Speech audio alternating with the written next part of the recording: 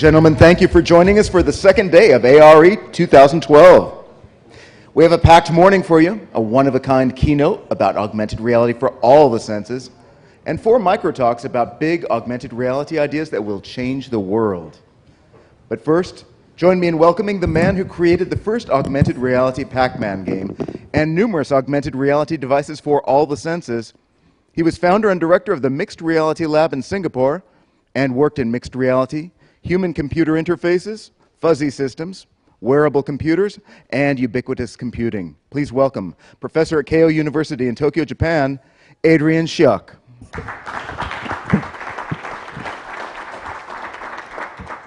Good morning, everyone. I just heard you had a very nice party last night, which is why a lot of you may be still in bed.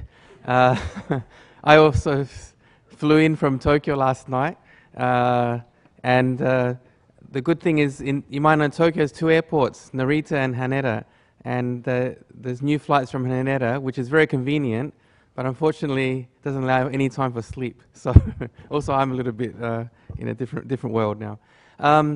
Thank you for the kind introduction, and thank you for inviting me here. It's always very exciting for me to be in the mecca for technology. Yes, this talk is not the normal kind of 50-minute or 1-hour talk about keynote talks. It's 25 minutes, so I won't be showing Human Pac-Man. One of the first times, all right? So, but you can see it on the YouTube or internet. But I'll get straight into it. What I really want to talk about is augmented reality. As far as I know, really got underway in the late 90s. There was a mixed reality lab in Tokyo, funded by the Japanese government and half by Canon. And I think that was one of the early starts. And we've come a long way, and there's fantastic works here that you'll see. But one thing is, if you look at the early days of augmented reality, there was a lot more works which looked at all the different sensors for augmenting our reality, not just the graphics. But over the years, I think because that was probably the most challenging problem, it was much more focused on the graphics. But now that we have a lot of real products coming out on the mobile phone, and there's Wikitude and a lot of very nice applications. Nokia's coming out with stuff, and Google. So now that a lot of these things are coming out, I think again, as a community, both research as well as companies can start to look at all of the sensors for really augmenting our reality. And I think one key motivation is that now we understand the brain even more through the magnetic imaging that we can do, and realize that really there's no separation between the mind and body. We used to think that our mind is here somehow in the brain. The body can almost be separated, but it's not. You think through your body, and there's no real difference between the nerve cells on your body and the cells in your brain. In some way, analogy is like internet. Our mind is not in the brain. It's like an internet, our whole body. That means all of the senses are very critical, and we're finding out more and more that touch, taste, smell can directly affect your feelings, emotions, decision-making, and it's a very important communication. So I think the next stage of augmented reality and research in this area, as well as products, should be looking at the communication with all of our senses. And I think we are going to the next stage of the internet. So now we've basically solved, I think, most of the problems about information, that you can effectively have infinite information in your pocket now and find out almost every fact any time. So information, I think, is almost solved problem effectively. Next stage is the experience communication. How can we not just know, okay, it is a sorry, Celsius, not Fahrenheit. It's 23 degrees in Santa Clara. Okay, I can find that out by internet. But how can I really feel the feeling I have when I'm in Santa Clara? it's different somehow because it's all of our senses. And the fact that we're all here in this meeting room and, afterwards at the lunch and coffee breaks, the fact that we all came to this place shows that still we don't believe we can communicate fully through internet. So we need to go from information age to experience age. And so I think for augmented reality researchers, we should not just think about computer graphics, not just think about augmenting with our eyes, and go to the next stage, which is actually like the samurai. You might know the story of the blind samurai, and he could still kill all the enemies, even though he lost his sight, and because he could use all of his senses. So let's become like the samurai. I want to show you a few works in this time, and sound is something that we think, okay, that's solved. It's not really anything to research in or make products in. But actually, sound can be a very important part of augmented reality. Some can be very practical, and you can probably think about. So, for example, for the visually impaired or blind people, to be able to walk around their surroundings, you can use sound effectively, maybe in some combination with touch, to do that. And also, you can think of communication applications as well. I want to show you a project which was done by a KL University student, and he worked on a project which just used sound and embedding into everyday objects. So again, let's augment all of the world, including everyday objects. In this case, it's umbrella. So this umbrella, embedded with sound augmented reality, can turn an ordinary umbrella into something fun that you can entertain yourself. For example, when you're walking home or waiting for the train.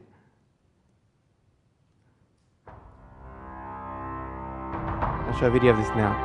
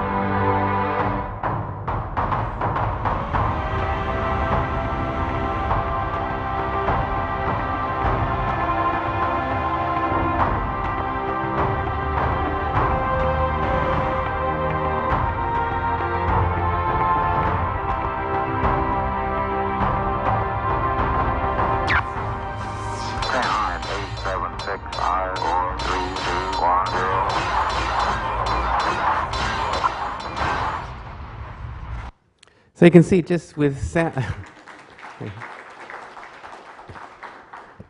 sound, you can augment your reality and make everyday entertainment.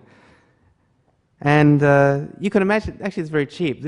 To make that, I think, $3, just some sensor and some sound output. You're all here in California, so I'm sure if you talk to George Lucas, you can make a Star Wars version of that. The kids will love that. So that sound, touch is something that, haptics research has been going on for quite a few years. Especially in military, there's a lot of haptic technologies which are already in use, but in the everyday life, not so much. And I think if you look at the brain, actually the limbic system of the brain is the largest part of the brain. So it shows that touch is very important, and I think we can provide a lot of very interesting interaction and information through touch into the body. A few years ago, I wanted to look at how can we touch or hug through the internet. And so I thought the first step, I thought, to make a system where you could hug your pet through the internet, because still we cannot talk to animals, although I'd like to do that sometime.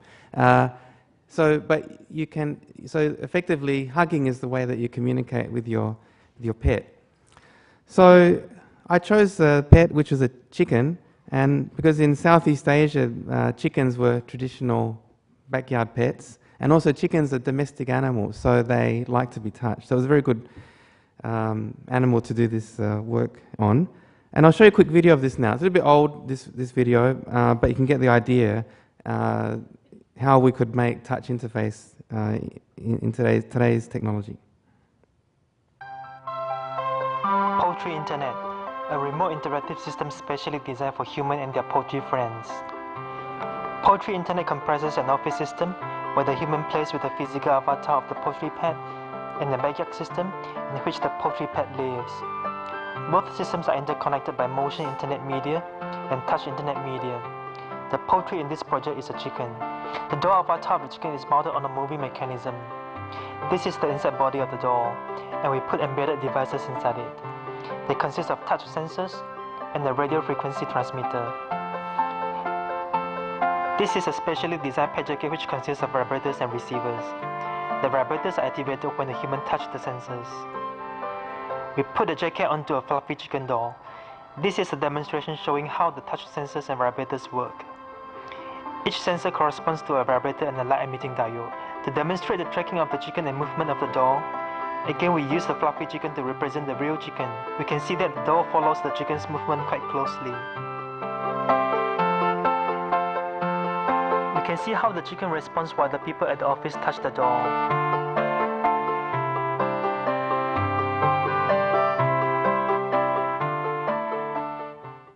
In order to test the chicken's motivation for pleasure, we conducted a scientific test called the red door and the blue door test. We put the chicken in a common area where it is free to choose between the two similar cages, one with a blue door and the other with a red door.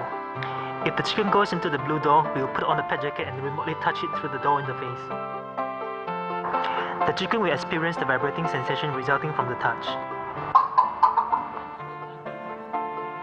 On the other hand, if the chicken goes into the cage with the red door, we will not do anything to it. Over a period of time, we found that the chicken will actually choose to go into the blue door most of the time. The test shows that the chicken responds positively to being remotely touched. So thank you to the chicken, actually. The test did show about, which you can read in a paper which we published a few years ago. Nearly 80% of the time, the chicken would go to the door where we have the touching. So this shows you can use touch for positive communication in animals and of course in humans, because after this work I wanted to do this for parents and children to hug each other through the internet. So for example, we're all here at a conference and maybe far away from home, but maybe you could call your kid and read a bedtime story and give a bedtime hug. It's very difficult to do hugging through internet currently. And so this work here was basically a similar idea, but a little bit more sophisticated with air actuation, so it was a soft touch where people could hug together. And you can see a little demonstration here. Mum can be at work and hugging a doll, and the child will feel the hugging on her body. And so now my PhD student who was working with me on this has graduated already, and so we're thinking about how could this be used for real products. And I think one thing is maybe wearing jackets, maybe not ready for current technology, but what about things like that we already wear on our body, like watches and rings? So you can imagine you could have a ring where if your wife is thinking about you, she can squeeze her ring and your ring squeezes on your finger, right? And this is kind of like just simple touch communication can have a lot of meaning between people. And I think now I'm thinking I'm a professor, so I like to think about the future of these things. So I thought, well, the ultimate kind of touch interface will be if we have robots as friends or love with robots. So I wanted to explore this touching through robots. So we did a work which is seeing if people feel affection for robot, do they like to touch it? And so currently we're doing some work about analyzing people's communication, even with basically it's animated, but it's not a live object. And do they like to touch it? And then I began to think, what kind of things is really difficult to do by, say, Skype, all right? And let's say for kissing is one. So you may want to kiss someone, and it doesn't have to be romantic. It could be you want to kiss your grandmother on the cheek or something, right? So, but it's very difficult to do by Skype. And a lot of our focus, as I said, now is on visual things and things on screens. So one of our students in KO also worked on a kissing screen. I'll just briefly show this. By sensing the distance between the user and the display, this photo of a person reacts when kissed. This system is currently under development by a research group at KO University, and they are also considering how to utilize this system in a commercial context. 私がすごいアイドルが好きなアイドルオタクで、部屋にポスターを貼ってるんです。で、そのポスターがただそこにあるだけで画面が動かないっていうのがすごい嫌だったんです。で、そうじゃなくて自分の動きに合わせてポスターが動いてくれたら、きっとそれはもっとインタラクティブで楽しいものになるんじゃないかなと思って作りました。もう本当に仕組みはすごい簡単で、超音波センサーがここについてまして、で、頭との距離をセンシングしてます。で、こう近づけると。Time is short, so we can get the basic idea. But although I can understand that might be a little bit fun, but ultimately kissing glass is not very enjoyable, I don't think. So these are kind of things that I think we can't do through glass. We're always focused on glass interfaces now. So I've been working on a kiss communicator with one of my former PhD students. And the idea is that to measure the pressure on your lips when you put the device on your mouth, and then transmit the actual pressure on your partner's lips. So to really try to experience a kiss through the internet. Show a little bit of video of this here.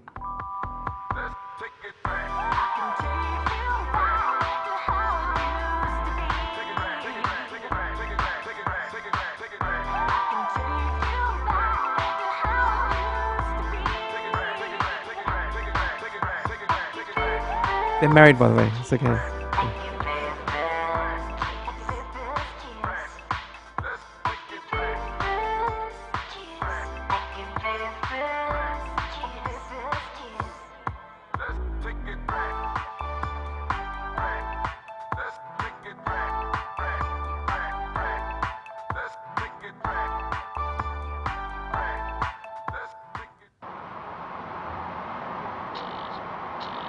You can't really see much, but it's actually deforming with the lip pressure on the other robot.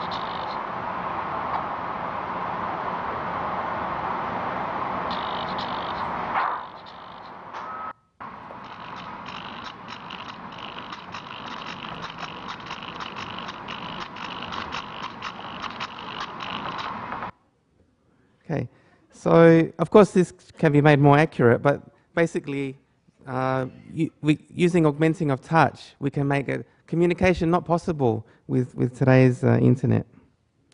And finally, one of the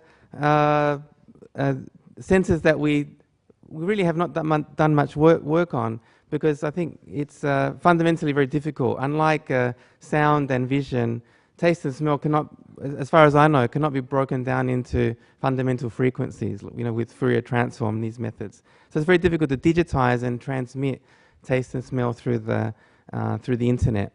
Actually, one of the earliest works, interactive smell, was work called Sensorama in the 60s. Was invented here in California, of course, and you can look that on the internet. But smell and taste is very important, and I think if we can solve this issue, we can greatly enhance communication. And also things like advertising, for example, advertising industry. I think my microphone's gone off.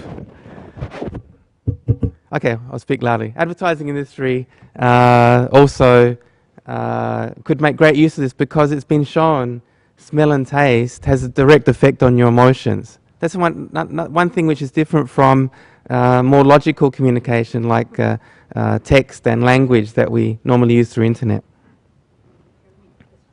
Okay.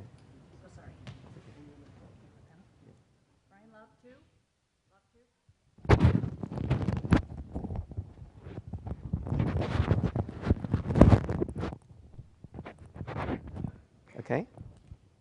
The whole sound system? The whole sound system, okay. Okay, I really will talk loud. Okay. Okay, so back to the story. So if we can transmit smell and taste, it really can lead to a different kind of emotional communication. And you can think of things which are so difficult to communicate by language. So for example, you might be in Paris having some very nice rare cheese in France or wine. You can describe about it, you can write about it, but it's almost impossible to understand. And if we could really transmit this, then we can have a new form of internet communication. So one issue, as I mentioned, is that it's very difficult to transmit smell and taste through internet because it's very difficult to digitize. So I'm currently working on with a student on a digital taste interface. And the idea is to put electrodes on your tongue and directly stimulate the taste sensors on the tongue. And that, if we can do that, then you can then transmit taste through internet because it's just using electric current. I'll show you a video of this work here. Oh, we have sound on the video, okay. But the basic idea now, it's a very early work, showing a very rough prototype. But it uses electrodes and it can stimulate the tongue by electric current and also by heat. Because it finds the sense of taste can be actuated by change of heat as well as current. So here's the demo version.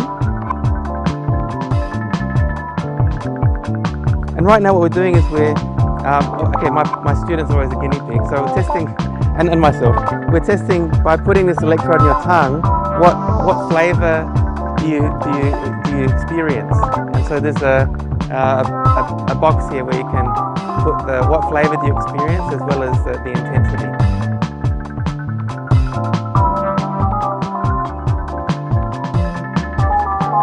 Okay, I'll skip a bit ahead here.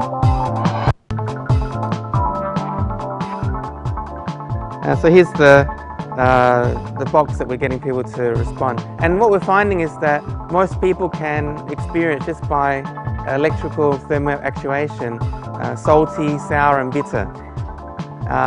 And some can experience sweet. The sweet for some reason is the most difficult and also short-lasting flavour that you can artificially actuate. We're working on this, thinking of some kind of pulsed signal or something. So you might think this is like really like impractical and maybe bizarre, but I think if you think about it, in a few years' time, this could be something like a lollipop. Children like to eat lollipops, and you can imagine an electric version of this. You put it on your tongue, and someone can send you a message, right? So if your wife sends you a sweet message, you know everything's great. But if she sends you a bitter message and she's in a bad mood, you better watch out when you get home. So you see that just a simple taste can have this message communication.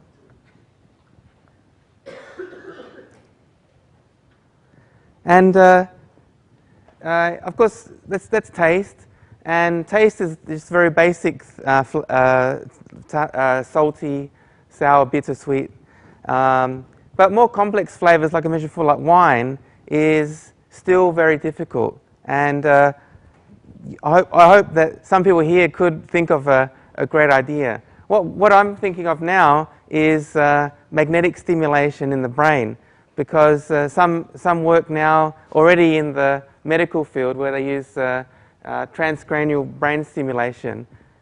And it's showing promising results that we can actually directly affect some neuron areas of our brain with pulse magnetic field.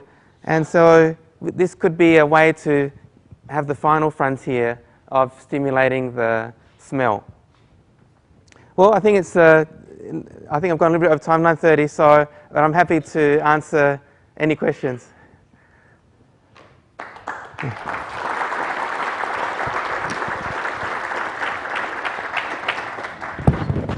Let's take a couple of questions from the audience. It's the sound system that's on in the room. So everybody project really well. It's all getting caught on the video on the internet. So Questions? I don't see any hands. Anybody? no? No questions? Oh, good, good.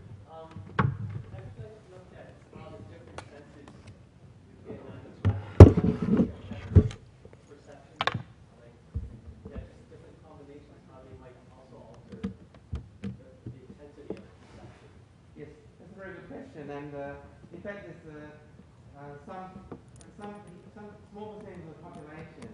I'm not sure the exact figure, about 2 or 3%, and they actually have what's called synesthesia. And because effectively our brain is all connected together, and there's no real isolation. It's not like a computer where we have isolation of the smell circuitry with the touch circuitry. There is overlap in the brain. Some people have synesthesia, so they actually can really, for example, smell red or feel a sound.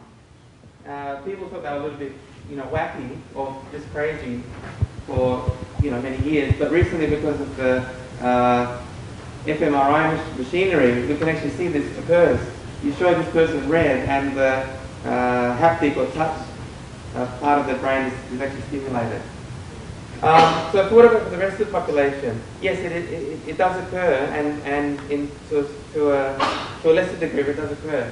And some studies have been done, for example, with food.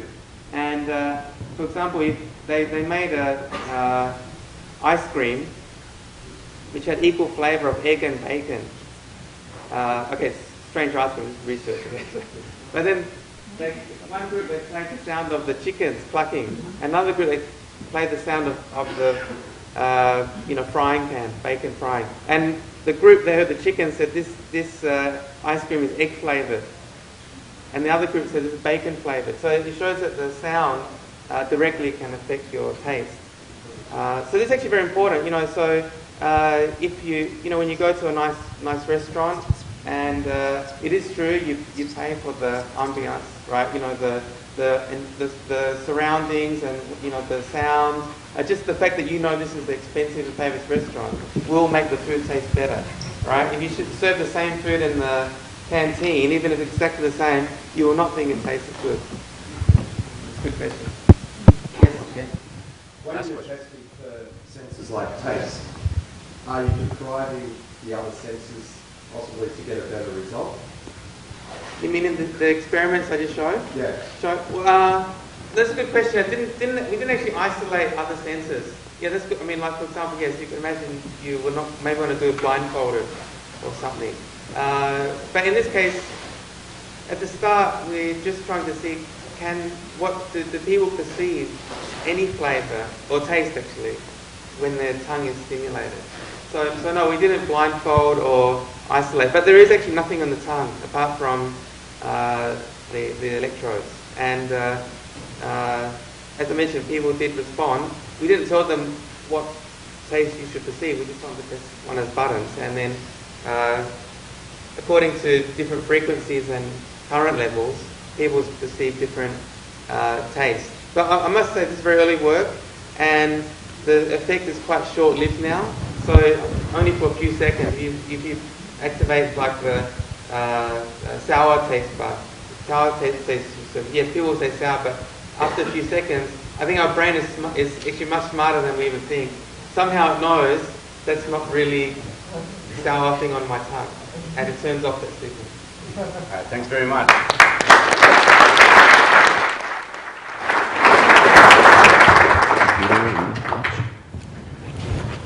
Well, that was pretty stimulating. Our mic is back. We're back. All right, folks, this year we're trying something new. We're going to have a set of micro talks about big augmented reality ideas that will change the world. And the rules are very simple. Each speaker has 20 slides with 15 seconds for each slide, and it goes automatically, so there's no way to manipulate it. But it's going to be really cool, fast and furious. So with that said, get ready for some roller coaster of presentations, and here are the introductions coming up.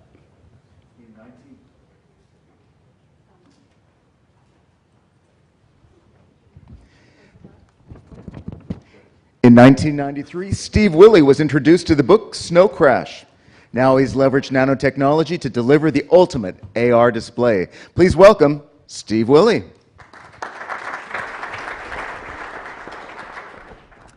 Thank you, and good morning. I don't want to detract from all the excitement of the previous presentation, but I do want to express a concern that unless we can improve our display, our eyewear, I do believe that our industry will potentially be even stillborn. So it's one of the things I want to talk about today, how we improve from that. And this should click on in 15 seconds, that's my understanding.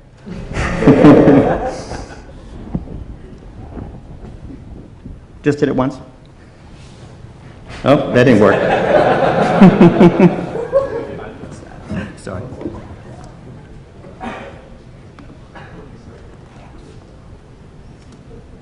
Okay, good. Right, perfect, thank you. So it's our contention that eyewear needs to be panoramic and cool and stylish and will be an essential piece of the growth of our community. Google thrilled us recently with this brilliant video, 15 million plus downloads so far. And what they're showing you is what you get if you have a truly wide field of view transparent eyewear. Unfortunately, that product does not exist today, and we'd like to see that made available. We call this a bottleneck to the progress of the AR community, and the conflict is from the standpoint that our mobile devices need to be portable, convenient. We need a big screen, that's why we pan, and that conflict is causing us an issue. Eyewear is a solution. The eyewear has to be truly panoramic, not a small field of view, but literally equivalent of a 240-inch television. That's your canvas. It needs to be transparent, compact, portable, 3D, HD, full color, all of that. It's a challenge. And it's a challenge for the designers. And the designers basically tell you, you can either have high style in the upper left, or you can have high performance in the upper right. You can't have both. What you really want is eyewear, so for any performance you dial in, any field of view, you get the style and attractiveness you're looking for. The fiction writers and directors from Hollywood have been telling us to just use a contact lens as early as the 90s with Snow Crash, and we took that seriously. This is a trailer 10 years ago from one of the early Mission Impossibles. Ethan Allen is wearing a big panoramic, see-through, HD, full-color display. He doesn't tell us how we do it, but unfortunately.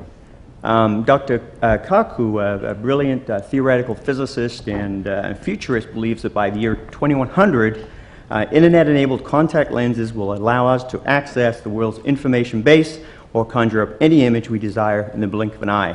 We believe that, and we believe it could be done in 3 years. So here's the traditional approach. There's been a lot of iterations, but it's not converging to eyewear that we're looking for AR. The solution is to remove all of the optics from the eye frame and drop them into a contact lens on the eye. So this process is to get an eyewear frame, remove the normal lenses, put your flat panels and little projectors in the frame, and then use a contact lens, a common contact lens that's modified to view your media and view the world around you. So it's a two-part system. The eyewear delivers all of your personal media, big, exciting, and the smart lens allows you to view that media half-inch from the eye as you're throwing your eyewear and the world around you simultaneously. The lens itself is a composite soft lens. The outer part of the lens is your prescription, your normal prescription. The center of the lens is a sub-millimeter lenslet, and that's what streams your media. And they're simultaneous and superimposed. So it's a dual focus system. At all times, your real world is in focus and your virtual media is available and in focus. And that's what we're looking for, I believe, for our personal AR of the future. And what you get with this architecture are a couple of freebies. You don't have to wear glasses, and then on top of that, wear these goggles. You automatically get your contact lens and your prescription. You also get things like eye tracking. We're watching where the lens is, we're watching where you're looking, and there's a lot of room there for the designers.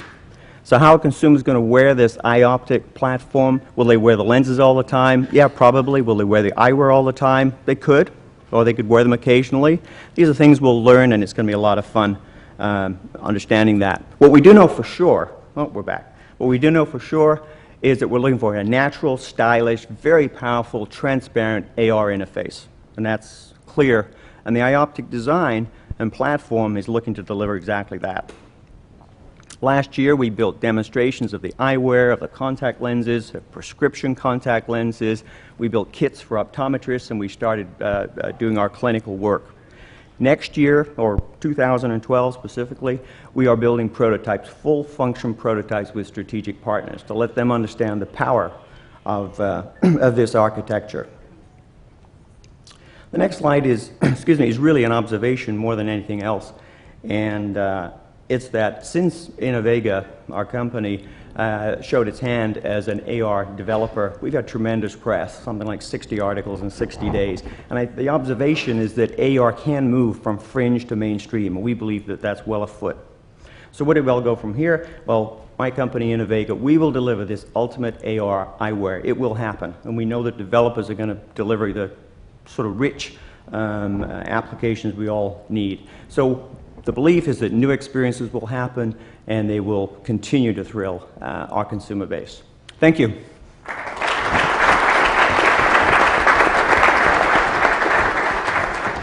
That was pretty awesome. Now we're going for our next presentation. Get ready. Luke Robert Mason is a researcher in technology and cyberculture and director of Virtual Futures, and he consults about the techno-social impacts of products. Please welcome Luke Robert Mason. So I'm a researcher, and I just wanted to have some fun for 5 minutes, so let's see if we can kind of jump into the future. I want to start by saying this. The future is not what it used to be, because this is how we imagined the iPhone in the mid-90s. Except it wasn't the iPhone, the small smart computing device made by Apple. It was the iPhone, or EYE phone, a phone for your eyes. You see, Timothy Leary, amongst others, predicted that by the year 2000 we'd all be donning form-fitting cyberware and jumping into cyberspatial environments. What actually happened was more akin to this. We became connected to our electrolibidomal parasites in an attempt to access the information environment. You see, whilst some animals have perceptual adaptations fitting to their environment, our new habitat is information. As Stellark, the performance scientist, said in the mid-90s, our bipedal breathing bodies are unfit for this new extraterrestrial environment of speed and complexity. So we started to build William Gibson's consensual hallucination by using locational-based augmented reality to overlay the visual senses with information. But you see, vision is already proving to be a limited way to augment our perception, as proven by this project here. Now, this is Brick Lane in London, statistically the place where most people end up walking into objects because they're staring at their phone. So a telecom communications company, if you can see this, has padded the lampposts. You see, we forget we have another 4 senses. Would it be possible not just to see information, but hear information, touch information, smell information, or even taste information, thereby changing human phenomenological awareness? Now, this is usually associated with drug taking, either medical or recreational, by changing the signals into the brain. But medical technologies such as mapping brain regions, such as mapping brain regions. Visual aids such as artificial retinas and prosthetic hearing make us ask this question. Are technologies that interpret signals outside the human perceptual range a development we might reasonably expect in the near future? We already have people surgically implanting earth magnets under their skin so they can feel the electromagnetic radiation from their devices. Equally, Neil Harbisson, a colorblind artist, is able to hear color with the use of a prosthetic device. Feel Space is a project which allows wearers to feel magnetic north using haptics and vibrations on their skin. And also scentography opens up a whole new sensory space. Could the smell of raw meat mean that you have spam in your inbox? You see, could we start leveraging the eyeborg's prosthetic eye, not just to help the blind to see, but the seeing to see, say, thermography, for example, to see heat, or even to see in the dark? How can designers leverage the morphology of certain animals to design the interfaces of the future? The cat can see better in the dark because of more rods in its eyes, and butterflies can see UV light. Now, all of this opens up a whole range of philosophical questions, such as those asked by Thomas Nagel in 1974 when he asked, what is it like for a bat to be a bat? Well, you see, despite the phrase to be as blind as a bat, bats are a very efficient way of seeing their environment through echolocation.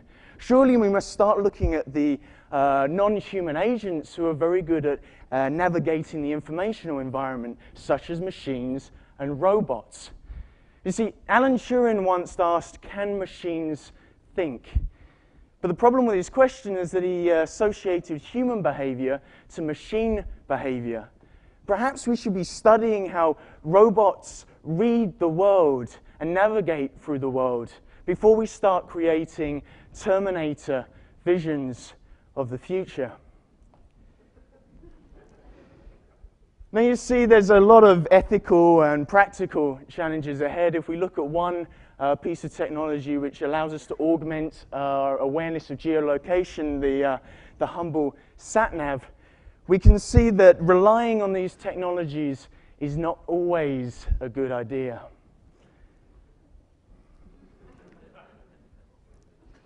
See, as my collaborator Dan O'Hara says, we've got to understand the drivers of novelty before we start fantasizing sci-fi-wise about future technology and its possibilities. What I want to ask designers and technologists here today is not what's the next cool app, it's how are you going to change the way humans navigate the world and fundamentally change what it means to be human. Thank you.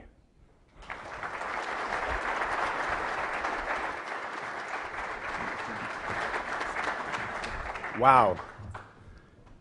But didn't he cheat a little bit with the slides? I don't know. But it was 5 minutes for sure, so. All right. Ready for the next one? Sophia Parafina is a geographer without portfolio, which means she thinks about space, business, and money. Please welcome Sophia Parafina.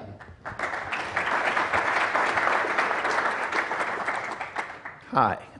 Today I'm going to talk about good luck, or otherwise known as serendipity, which is a big marketing term right now. We tend to think of luck in terms of things that just happen to you. I mean, it just happens. But does it just really happen, or do you make your own luck? So one of the ideas is there's this first law of geography. As a geographer, I use these things, that everything that is related to everything else, but the things that are close to you that are more related to distant things. So these things that are close to you actually influence your luck. Will Wright recently spoke at the WARE conference, and he said that proximity can be used as a proxy for luck or luck happening, and that there are many ways of measuring luck. So there are dimensions of luck, or serendipity: space, proximity, time, temporal, your social network, and plus your conceptual interests, things that you're interested about. And right now, we're seeing in the market a number of applications that are coming online. Geoloki by Amber Case, who unfortunately couldn't be here, has a geofencing application, and also there's a forecast application, which you tell people where you're going to be so you know that you can increase your probability of serendipity or good luck occurring. People are also mapping this information. This is a set of maps based on Twitter, whether there's happiness, anxiety, and putting location along with feelings in a specific area.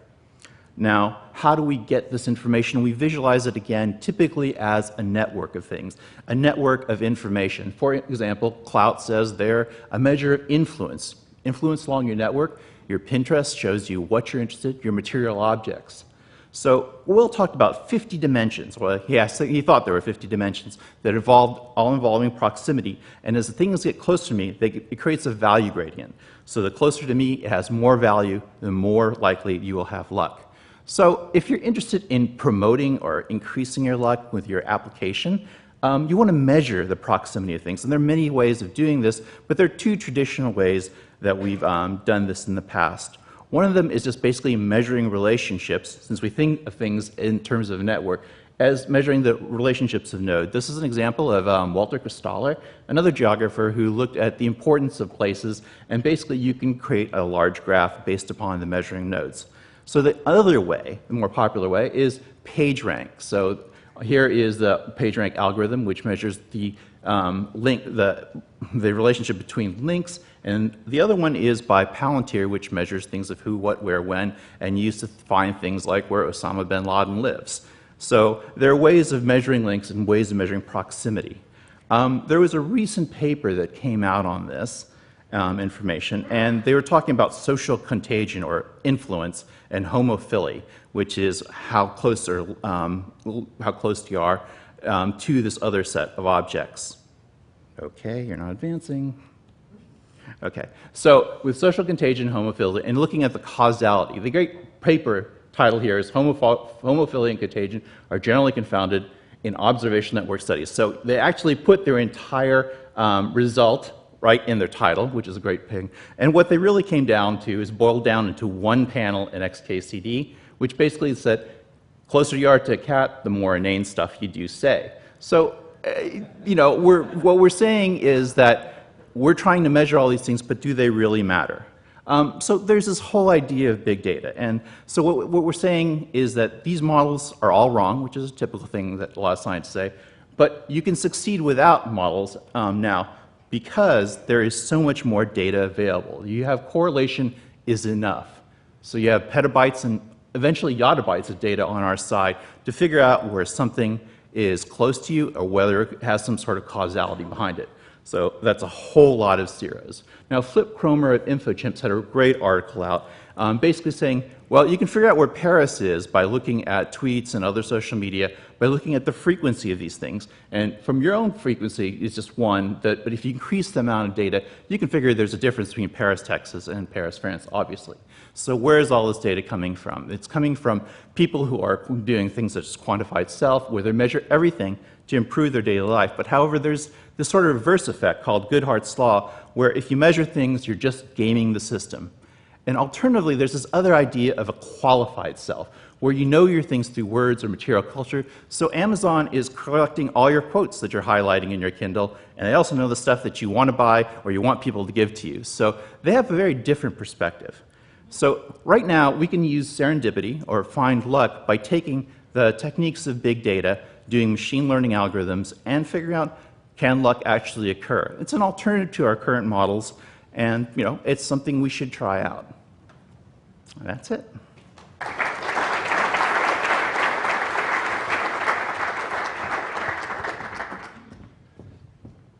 That was great. Thank you, Sophia. And now, you just have to do this and that. And we're ready for our final contestant. Ori Inbar is the co-founder of Augmented, a developer and publisher of augmented reality games and a champion of the augmented reality industry. Please welcome Ori Inbar. Yeah, I'm not sure I can make it. It's it's going to be crazy, so hopefully it's going to work. So since the dawn of man, humans learned by interacting with their immediate environment. They acquired new skills by playing with things. They evolved by playing in the now.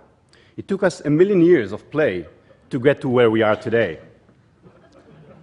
Now, when did this happen? Just until a few decades ago, when arcade games were at their peak, we used to play away from our homes, in public, with friends. It was all about getting together, the social interaction, the competition, the show-off. Then, this happened. In the last 30 years, home video games have reversed our evolution, but it's not going to last for long. I think in the future, we'll look back at this as an awkward episode in history, like the pedoscope. See if a shoe fits with X-ray. Great idea, right? So what's next? Will Wright says, again, games should make us more aware of our surroundings, inspire us to look around. Will we, Kinect and Sony Move, address this human desire to move, but are still limited to the screen? So what power can inspire us to interact with the world again? There's a storm coming, actually 3 storms, reshaping the gaming market, Solomo, some people call it. Social gaming is huge and key to the future of gaming. Mobile gaming has exploded and enjoys the biggest growth, and location-based games are getting there, right?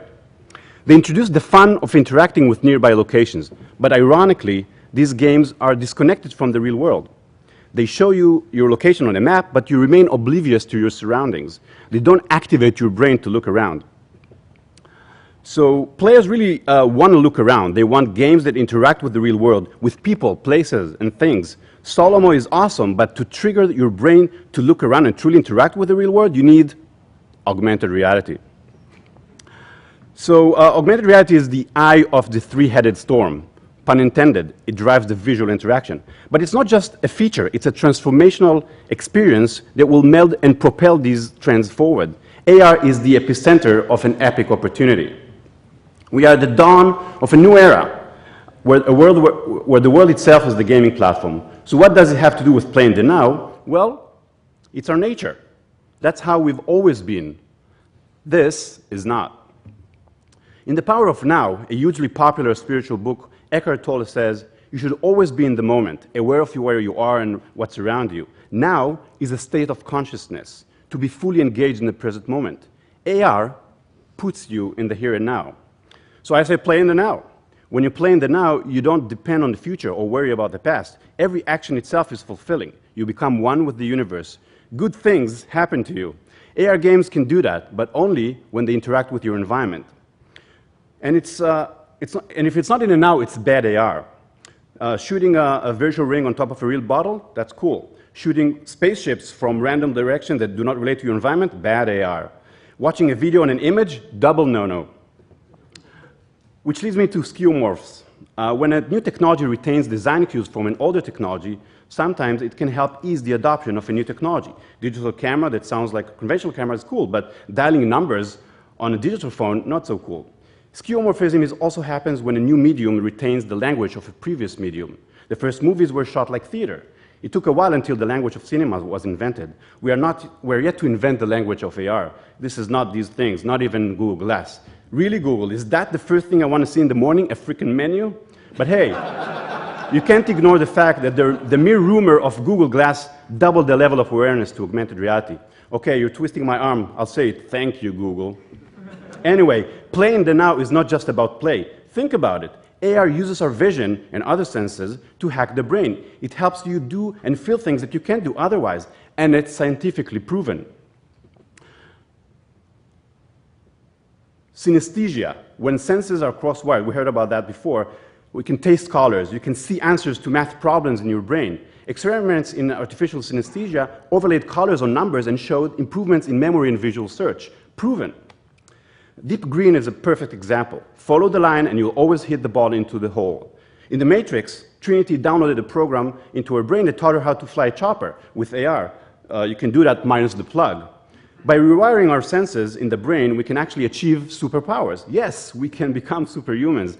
But will one day machines take over humans? AR diffuses that paranoia. It helps upgrade us in an evolutionary way through our natural senses. What separates us from machines is consciousness, so let's protect it. Use AR to encourage kids to get off the couch, away from the screen, and interact with the world. Avoid skeuomorphs and invent the new language of AR. Use senses to hack our brain and play in the now. Thank you.